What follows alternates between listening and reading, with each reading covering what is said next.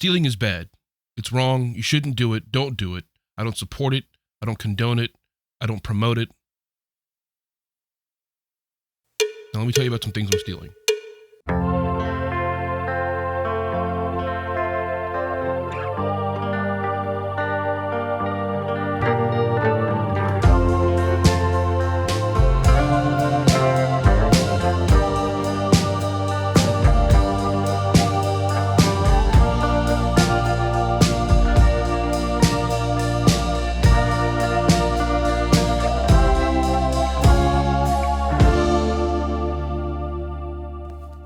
Been in a rut, not even just creatively, just in general with life. Had a bunch of things going on, things changing, and in the midst of all that, I've been coming to some realizations, let's say. A couple nights ago, I started reading a new book, and if you've been on productivity YouTube or BookTube or anything like that, you probably already have heard many times about the two books I'm going to kind of reference today.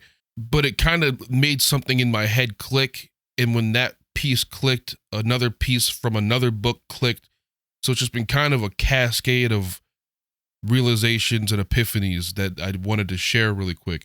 So first up, this guy, you've probably seen it so many times, so many places, but Creativity Inc. by Ed Catmull.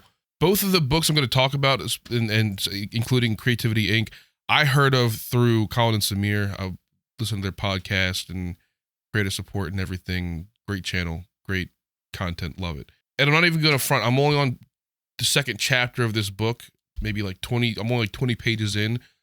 But this book does something that other books hasn't done for me. I've read Atomic Habits. I've read Steal Like an Artist. I've read, which is actually the other book we're going to be talking about. But I've read a couple other productivity and creative books, and none of them really shed light on the thing that I was specifically having an issue with, which is problem solving. Not necessarily just problem solving in general, but how do you overcome problems with creativity? How do you find the inspiration? People say you can't just wait for inspiration to hit you. You have to go out and search for it and find it, or even just create through the lack of that inspiration. So how do you do that? How do you confront that problem? And in 2 chapters, this book has already kind of given me some stepping stones and some guidance into what that process looks like. In the first chapter of this book, Ed talks about how there was a table in the Pixar office that was causing a problem of communication. It wasn't allowing ideas to flow. It was creating a hierarchy of positions and influence. And that caused a problem that caused other problems. He describes it as if it were an oak tree. You know, you have a big central problem, and then little saplings or little acorns drop from that central problem and start sprouting new problems. And you may not ever notice those small problems, or you may start noticing them, but there's going to be so many that pop up because of that one central problem. You have to start with the central problem to make sure that you're able to. You see where I'm going with this? I'm kind of on the off the cuff with this. All that to say, I'm trying to figure out where my problems are.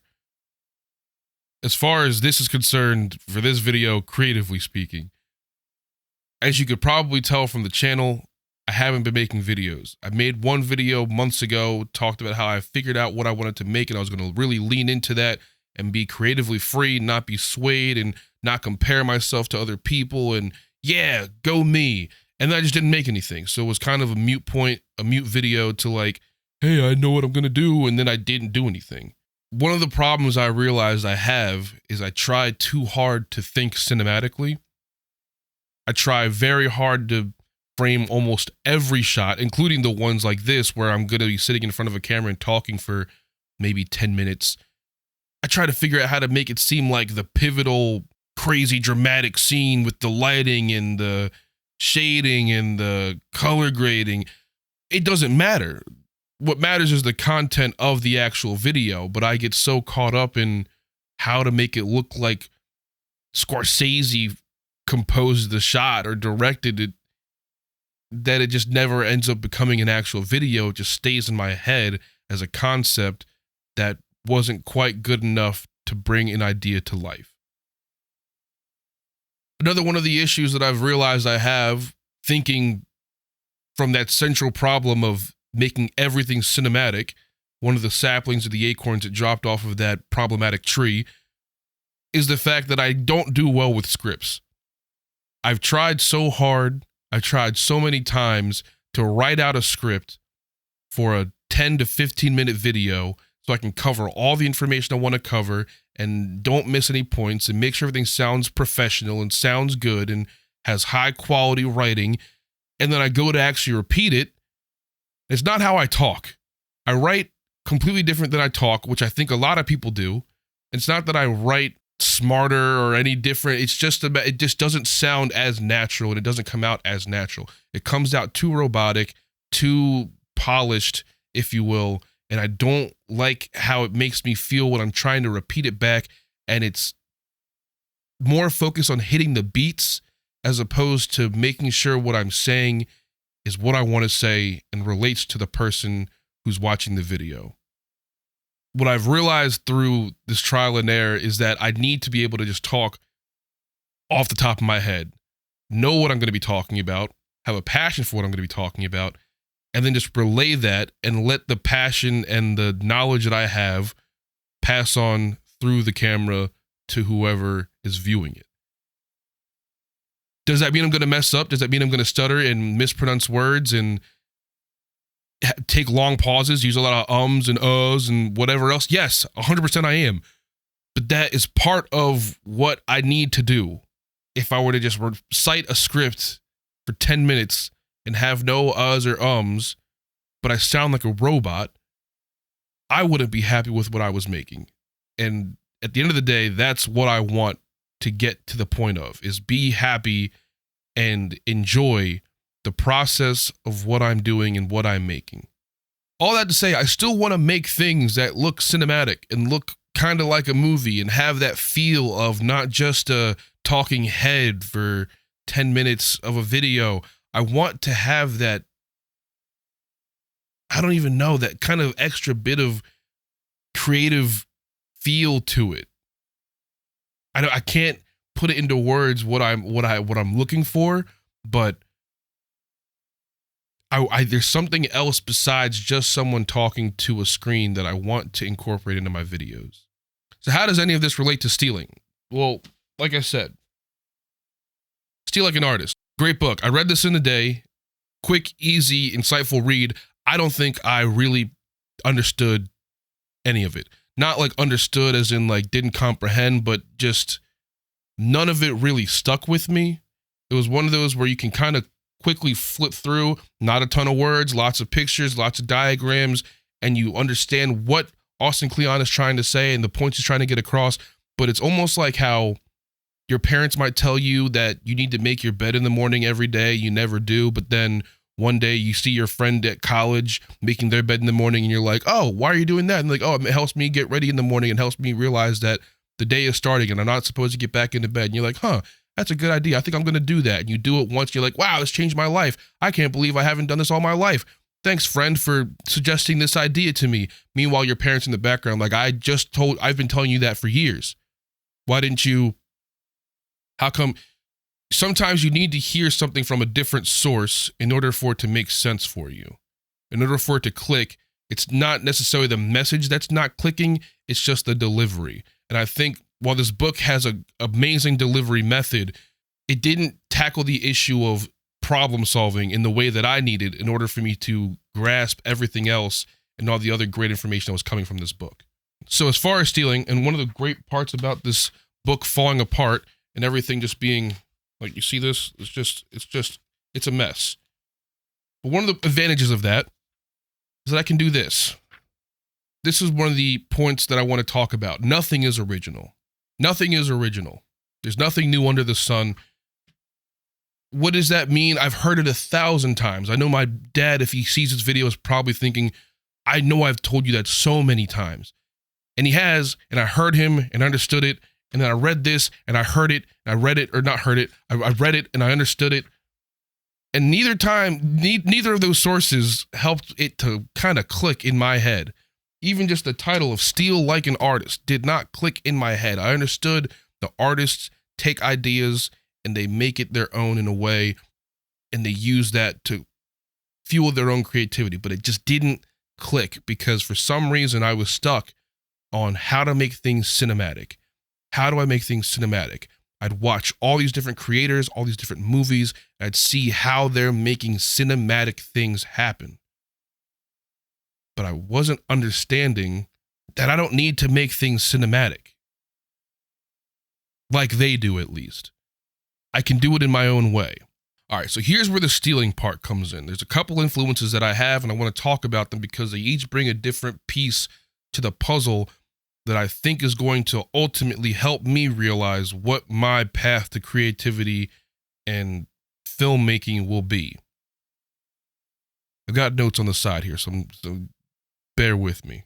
There are creators that I watch that have this ridiculous, adventurous feel to their content. North Borders, who does photography, and everyone knows him, everyone loves him. Casey Neistat, the king of YouTube, the king of New York. It's just the videos that they make, even though they're just kind of what's happening in their day, it's not something that's scripted and it's all off the cuff like I want to make videos like. There's this almost fantasy-like sense of adventure in their videos, and I don't know how to capture that. And I'd watch their videos and I'd be so stuck on how do I make it seem like I'm doing a lot when I make videos? How do I make it seem like I'm traveling to all these places and doing these cool things, seeing these cool cars, seeing the crazy things that happen in New York? How do I replicate that sense of wonder in my videos? And I was stuck on that. How do I recreate the best parts of their content in mine? Two more influences. We have Chris Ramsey, who does magic and puzzle solving, but also lately he's been doing some documentaries, which I think are amazing. And Life of Riza. Life of Riza actually has been a big help in terms of my production because of her Notion setup. I've been using her Notion templates and stuff like that to just kind of track what I'm doing and keep myself organized. So that's been awesome. But besides that, these two have this amazing way of romanticizing the things that they're capturing. Life of Riza might just be covering things in her daily life and going to the mailbox or going to a skating rink, which is a beautiful shot in that video that I just think about all the time. The car pulling up, framing it in the window is so sick. And then Chris Ramsey with his traveling to Japan and seeing the people that create these puzzles out of wood and the way he documents his whole trip. And there's a piece in there that's kind of technical, and it's a piece of gear that I really want, which is these filter lenses for halation. They have this really nice bloom and they give you this kind of cinematic glow. It's so beautiful, and it's only heightened by the fact that they're able to romanticize the things that are happening so well with the storytelling that they're doing. And I got stuck on that. How do I romanticize the mundane, average life that I'm currently living? There's no problem with that. I'm happy where I'm at. But how do I make it so that it's so interesting that people want to watch it? And finally, last two influences, and these are the ones that I think kind of helped me come to this realization and help things click a little bit better. I've been getting back into the gym, so I've been getting recommended fitness content and things like that on YouTube. And I've been watching a lot of Sam Sulek and Nolan Glaze. Sam Sulek, bodybuilder, does a lot of car talks and just kind of free flows, explains what he's going to be doing in his workout, what he's been eating, what he looks for when he's trying to get a pump, and blah, blah, blah, blah, blah, blah, blah. Nolan Glaze, phenomenal content of big brother, little brother dynamic and trying to help his little brother. I can relate so much because of me and my brother, my younger brother, when we were coming up in high school, we were training for sports and whatnot. And yeah, I see all the problems he's having were problems that I had with my younger brother. And it's funny and it's relatable and it's also great gym content. I don't necessarily want to make gym content, but the content they make has this very realistic progression in it. And I love that. I love that nothing that they're doing is necessarily scripted. It's just free flow. It's what's happening. They're giving you the pieces of information that you need, the piece of information that they want to give you, and they're just showing that what happens in their life, what happens in their average day. There's no big reveal. There's no build up to a amazing overcoming of X, Y, and Z. It's just, hey, we did this lift, we did this workout, here's the result, here's what the goal is, whether it's a cut or a bulk or eat this many calories or cut down to this or make this more vascular. It's just real. It's not the focus on cinema. It's not the focus on romanticizing. It's the realistic progression that they want to capture and show their audience. So what's the point of this? Ultimately, I spend way too much time watching these creators and trying to be the best version of the best part of the videos that I see them making, as opposed to trying to figure out what I could take realistically from them and make my own. Steal like an artist. I know. To a lot of people, it probably seems very simple. And when they heard Steal Like an Artist or read it, they knew exactly what to do. But for me, I couldn't focus on the right things. I was too focused on this makes their video work, so it will make mine work if I can duplicate it. But I wasn't adapting it. And without adapting it, I couldn't make it my own, and I couldn't make it work at all. I'd spend too much time trying to be like the best version of the best quality of their videos, but also trying to dodge a comparison to them, as opposed to just give them the credit of this is the thing that I really like and enjoy from their stuff. Use a piece of it, but also use pieces from other people. I can't make a Casey Neistat walking through New York style video where I just go up and talk to people. I'm just not that person. I'm not that extroverted. I'm not that confident to go through New York or just even live there and film in public and talk to a camera like might look like a crazy person.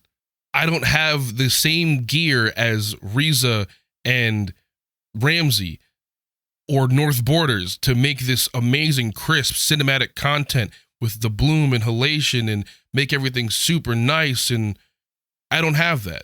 And with Sam and Nolan, I don't necessarily want to make gym content. I have made some videos in the past where I've been in the gym and showed a couple lifts, but it's not something that I want to make or want to be putting out consistently. So what is it that I need to take from each of them? I think my style consists of that free flow, one take sense of Casey Neistat and North Borders. That on the run and gun type of, let's just, whatever happens, happens. Whatever is said, and then we'll cut it into an edit type of style video of those two. Now, with that means there's no script. There's no real planning that I can do as far as what I'm going to be saying and the writing and what's going to come out of my mouth. But how do I get my cinematic itch scratched? That sounds gross. That's where Life of Reez and Chris Ramsey come in. The B-roll that they capture is so great. The B-roll that they get is so thoughtful and brings such another value and level to their content. If I were to just take a step back, make sure that what I'm saying is the content that I want to give to the audience, but then once this part is done, I can focus on and put thought into the B-roll that the audience will watch. You see where I'm getting at here? And finally, from Nolan and Sam, I want to capture that groundedness, that down-to-earth, realistic, here is how my life is type of style. When you look at life trying to make everything cinematic and romanticize it, it can be exhausting. And especially with the age of social media, you start comparing yourself to the influences you see online and your favorite content creators, and it can make you feel like your life is less than theirs. Like what you do isn't as good, isn't as important. But the point of me making these videos isn't because I think my life is important. It's not because I think that things that are happening to me are so amazing that I need to put them out there. It's because I wanted to document them. I wanted to talk about a certain subject. I went on a certain trip, and I have the footage, and I wanted to edit and make something that I could watch back at the very least and have that memory stored somewhere that I could always reference it. That's the point of me making the videos. So overall, I guess what I've realized through this process and through these books and through these creators is I need to plan less and just steal more. So, all right, I think I got everything out. I'll see you guys next time.